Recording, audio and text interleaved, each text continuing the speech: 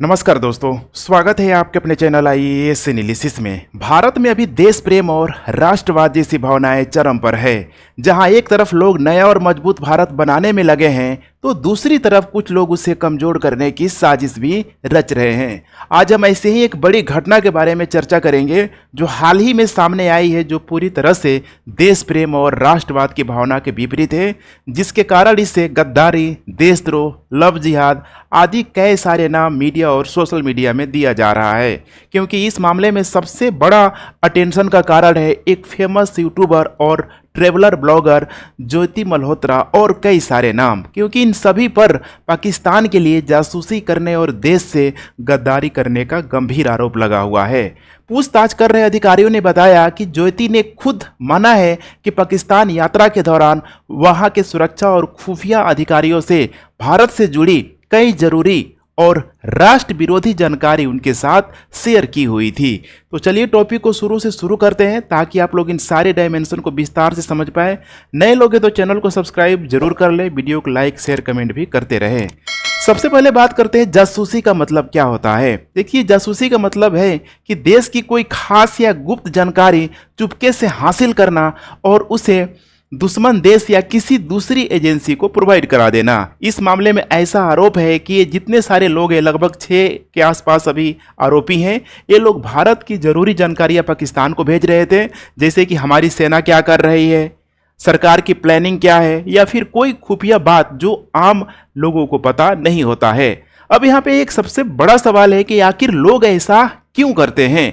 इसका देखिए जवाब आसान नहीं है, लेकिन कुछ वजह आमतौर पर देखी गई है। नंबर 1 है यहाँ पे पैसा। विदेशी जो भी एजेंसियां होती है उन्हें खूब पैसे का ऑफर देती है और वे लालच में आकर देश से गद्दारी कर बैठते हैं। दूसरा है यहाँ पे सोच या विचारधारा।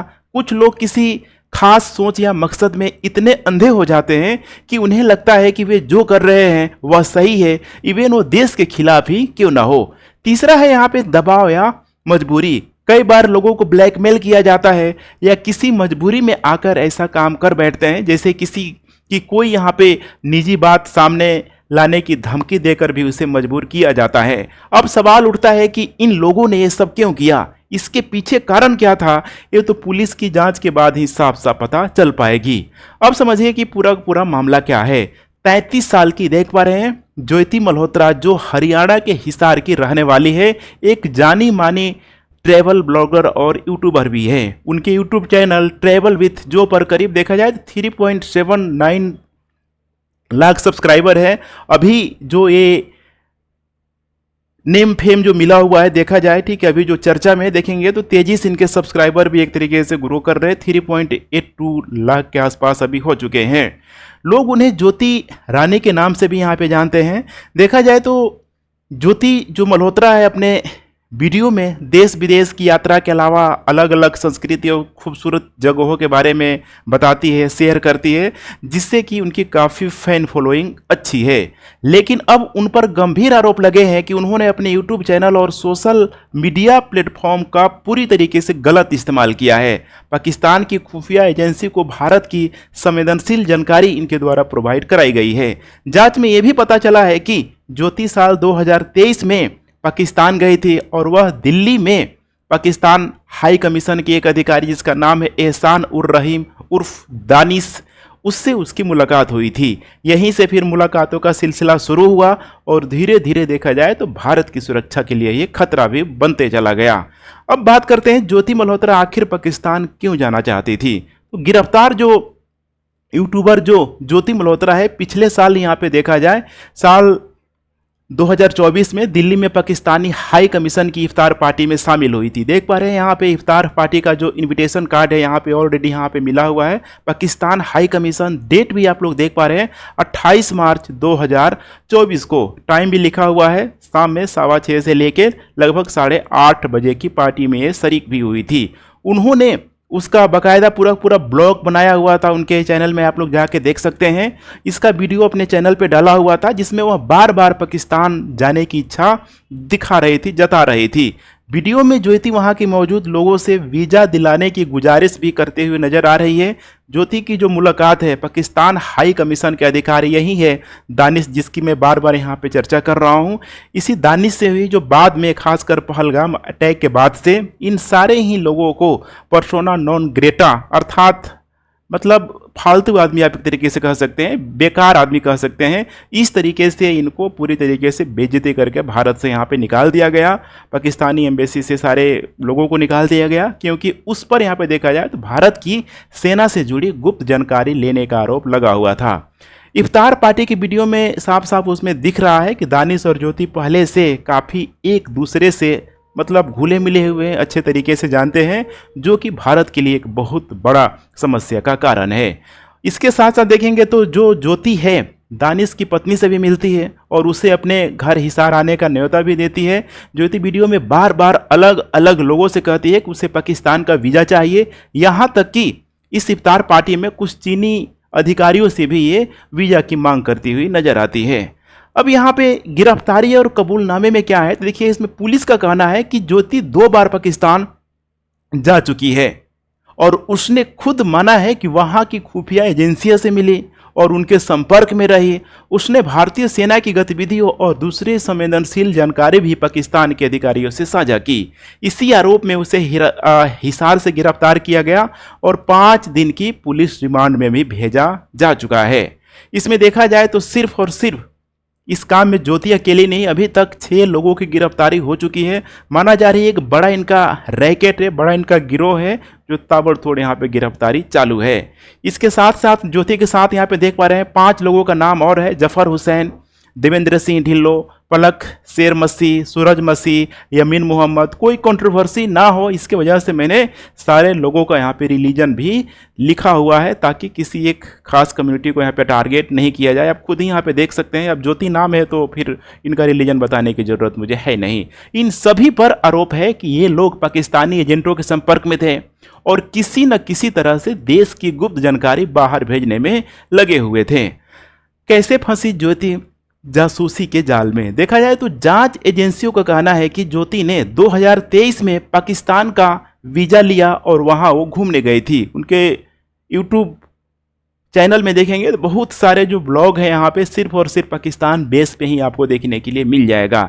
इसी दौरान यहाँ पे कहा जा रहा है कि उसकी जो मुलाकात दानिश नाम से शख्स हुई जो पाकिस्तान के दिल्ली स्थित हाई कमीशन में यहाँ पे काम करता था। अब सोचिए कहाँ पाकिस्तान में मुलाकात हो रही है, क्या बातें कर रहे हैं, क्या उससे जानकारी ली जा रही है। ठीक है, बहुत सारे यहाँ पे सवाल खड़े होते हैं जो कि पूरी तरीके से पुलिस जांच तांच में यहाँ पे ठीक है पूछी जा रही है, कार्रवाई यहाँ पे की जा रही है। बताया जा रहा है कि दानिश ने ज्योति को अपने जाल में फंसा लिया। ये तो कहने की बात है, एलिगेशन तो लगेगा ही लगेगा। कुछ सूत्रों का यह भी कहना है कि यह हनी ट्रैप का मामला हो सकता है। हनी ट्रैप, मनी ट्रैप, कई सारे एंगल यहाँ पे बताए जा रहे हैं। हनी ट्रैप का मतलब है कि किसी को ठीक है इमोशनली या ठीक है लव एंगल, ठीक है इसमें जैसे भी यहाँ पे देखा जाए तो ठीक है, तो उन सारी हथकंडों के तहत उसको यहाँ पे फंसा लिया जाता है और जो भी ज़रूरी इन्फॉर्मेशन होता है या फिर अपने काम के लिए ठीक है जो भी ज़रूरत चीज़ें हैं वो सारी चीज़ों को यहाँ पे इन्फॉर्मेशन के रूप में निकलाया जाता है। अब यहाँ पे देखेंगे तो पाकिस्तान में रहते हुए ज्योति ने कई सारे वहाँ के वीडियो बनाए यहाँ तो ठीक है, लेकिन वहाँ की संस्कृति और जगहों को ऐसे सकारात्मक तरीके से यहाँ पे दिखाया गया जिससे कि किसी को शक ना हो। लेकिन असल में देखा जाए तो ज्योति जो है पाकिस्तान की खुफिया एजेंसियों के लिए भारत की गुप्त जानकारी इकट्ठा कर रही थी। ये जानकारी ये थी बहुत संवेदनशील, जैसे कि भारतीय सेना की जो भी मूवमेंट है यहाँ पे जो भी गतिविधियाँ है भारत के लिए कुछ जरूरी और संवेदनशील स्थान हो गया। इसके अलावा दूसरी कई सारी खुफिया बातें जो आम लोगों को पता नहीं होती है। फिर ज्योति ने सारी जानकारी ऐसा माना जा रहा है कि दानिश के जरिए यहाँ पे पाकिस्तान तक पहुँचाई हुई थी। पुलिस और सरकार का एक्शन, अब इसमें देखा जाए तो हरियाणा और पंजाब पुलिस की जो स्पेशल डिटेक्टिव यूनिट जिसको डीएसयू यहाँ पे बोला जाता है, एसडीयू बोला जाता है, उन्हीं लोगों को इस जासूसी रैकेट की यहाँ पे भनक मिली। चूंकि ये सारे जितने भी लोग गिरफ्तार हुए सब ये पंजाब और हरियाणा क्षेत्र से बिलोंग करते हैं। ज्योति मल्होत्रा को हिसार से पकड़ा गया, जबकि अन्य को देखा जाए तो पंजाब और हरियाणा के अलग अलग जगहों से पकड़ा गया। पुलिस ने इनके खिलाफ आधिकारिक गोपनीयता अधिनियम देख पा रहे हैं, कई सारी यहाँ पे धाराएं लगाई गई है। 1923 की धारा 3, 4 और 5, साथ ही बीएनएस की धारा 152 के तहत यहाँ पे मामला दर्ज किया गया है। जांच में यह भी पता चला कि ये लोग सोशल मीडिया का इस्तेमाल करके न केवल जानकारी लीक कर रहे थे बल्कि पाकिस्तानी एजेंटों के साथ लगातार संपर्क में थे। जैसे कि इसमें नाम दिया गया है गजाला है, यहाँ पे देखने के लिए मिल जाएगा, ये भी एक लड़की है गजाला। और यमीन मोहम्मद दिल्ली पाकिस्तान हाई कमीशन में काम करने वाला जो दानिश था, अक्सर इनको मिलता था। तो इसका मतलब कि जितने भी लोग हैं, जो भी रैकेट है, सब आपस में देखा जाए तो डायरेक्टली इनडायरेक्टली लोग जुड़े हुए हैं। तो इन दोनों को जो काम था, जैसे पाकिस्तान का वीज़ा लगवाने के लिए उसके पास जाते थे, इतना ही नहीं उसके द्वारा मोबाइल पर पैसे भी ऑनलाइन ट्रांसफ़र किए गए हैं। वैसे ही यहाँ पे देख पा रहे हैं, लड़का ही आपको दिखाई दे रहा होगा, देवेंद्र सिंह, जो हरियाणा के कैथल का रहने वाला है। पहले करतारपुर साहब की तीर्थ यात्रा के लिए पाकिस्तान गया था और वहाँ वह पाकिस्तान की खुफिया एजेंसी, जो कि बताने की जरूरत नहीं, आईएसआई के संपर्क में आया और भारत लौटकर सेना से जुड़ी गोपनीय जानकारी लीक करने लगा। ठीक इसी तरीके से यहाँ पे दो नाम है, सूरज मसीह और पलक शेर मसीह, पंजाब के अजनाला के रहने वाले हैं और सेना की छावनियों और बीएसएफ कैंपों की तस्वीरें और जानकारी पाकिस्तानी भेज रहे थे। मतलब पाकिस्तान, जो कि देख पा रहे हैं, जो भी ये पंजाब का एरिया है, बॉर्डर एरिया है, वहाँ पे कई सारे इतने संवेदनशील इलाके हैं जो पूरी तरीके से उसको यहाँ पे सीक्रेट यहाँ पे रखा जाता है। अब यहाँ पे जांच में क्या खुलासा हुआ देखा जाए तो इसमें हरियाणा पुलिस की स्पेशल डिटेक्टिव यूनिट ने इस मामले की गहन जांच शुरू की। जांच में कई सारे चौंकाने वाले मामले सामने आए, जैसे कि नंबर 1, पाकिस्तान से कनेक्शन।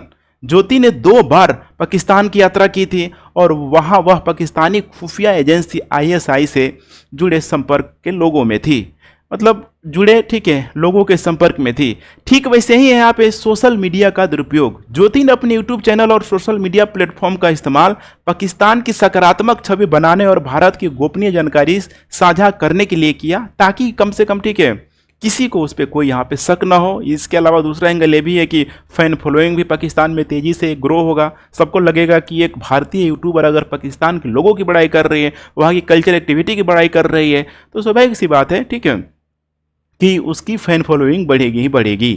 तीसरा है यहाँ पे हनी ट्रैप का शक। जांच एजेंसियां इस बात की भी जांच कर रही है कि क्या ज्योति को भावनात्मक रूप से, इमोशनली रूप से, या फिर, ठीक है, लव एंगल से, कैसे भाई कहीं इसके माध्यम से भी तो इसको यहाँ पे फंसाया नहीं गया था।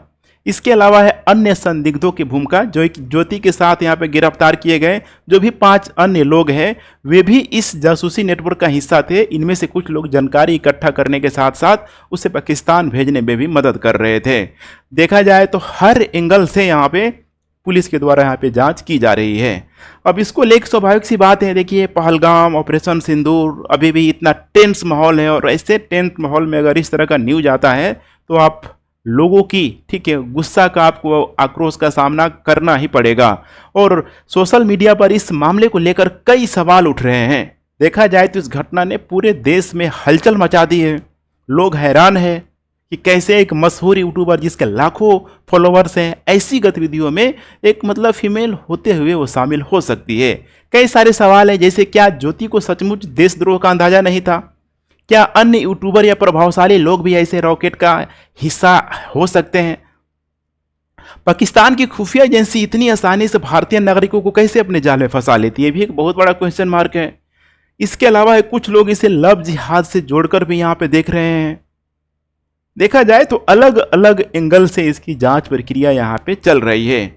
अब आइए बात करते हैं क्यों मामला क्यों है खास। देखिए, खास है ये मामला, यह घटना कई मायनों में इंपॉर्टेंट है। जैसे कि सोशल मीडिया का खतरा, यह दिखाता है कि कैसे सोशल मीडिया का इस्तेमाल देश के खिलाफ, मतलब देश के खिलाफ जो भी यहाँ पे जो निगेटिव एक्टिविटी है उसके लिए यहाँ पे हो सकता है। इन्फ्लुएंसर जिनके पास लाखों फॉलोअर्स हैं, गलत हाथों में पड़कर वे देश का ही बड़ा नुकसान कर सकते हैं। इसके अलावा हनी ट्रैप की चाल है। विदेशी खुफिया एजेंसी अक्सर हनी ट्रैप का सहारा लेती ही लेती है। अभी आप लोगों ने, ठीक है, जो मेहुल चौकसी केस में भी हमें ये चीज देखने के लिए मिला हुआ था। इसके अलावा देखा जाए तो राष्ट्रीय सुरक्षा जासूसी का यह मामला देश की सुरक्षा के लिए बड़ा खतरा। इससे साफ है कि हमें अपनी गोपनीय जानकारी को सुरक्षित रखने के लिए और भी सख्त कदम उठाने होंगे। अब यहाँ पे एक सबक और आगे की राह क्या हो सकती है। देखिए, ज्योति मल्होत्रा और उनके साथियों की कहानी हमें सिखाती है कि देश की सुरक्षा से बड़ा कुछ नहीं। चाहे आप कितना भी मशहूर क्यों ना हो, अगर आप गलत रास्ते पर चलते हैं तो कानून का शिकंजा आप तक पहुंच ही जाता है। इस मामले में यह भी दिखाया कि हमारी पुलिस और खुफिया एजेंसी कितनी सतर्कता से यहाँ पे काम करती है। आगे चलकर इस मामले की गहराई से जांच होगी, कोर्ट में इन सभी आरोपियों को भी अपने बचाव का मौका मिलेगा और सच्चाई सबके सामने आएगी। लेकिन अब तक देखा जाए तो यह घटना हर भारतीय के लिए चेतावनी है, जो अपने देश के प्रति वफादार रहना है और किसी भी तरह के लालच या बहकावे में नहीं आना है। फाइनली यहाँ पे कंक्लूजन है। देखिए, ज्योति मल्होत्रा का मामला हमें सोचने पर मजबूर करता है कि डिजिटल दुनिया में कितनी सावधानी बरतने की जरूरत है। इसके साथ साथ एक तरफ जहाँ सोशल मीडिया हमें दुनिया से जोड़ता है, वहीं गलत इरादे वाले लोगों के लिए हथियार भी बन सकता है। यह घटना नागरिकों के लिए एक सबक है कि देश की सुरक्षा सबसे ऊपर है और हमें सतर्कता बनाए रखना होगा। यह कहानी केवल देखा जाए तो ज्योति मल्होत्रा या उन 6 लोगों की नहीं है, बल्कि यह हर उस व्यक्ति की कहानी है जो देश के प्रति अपनी जिम्मेदारी को भूल जाता है। फाइनली आप लोगों की क्या ओपिनियन है, नीचे कमेंट बॉक्स में आप लोग बता सकते हैं। And thanks for watching. जय हिंद।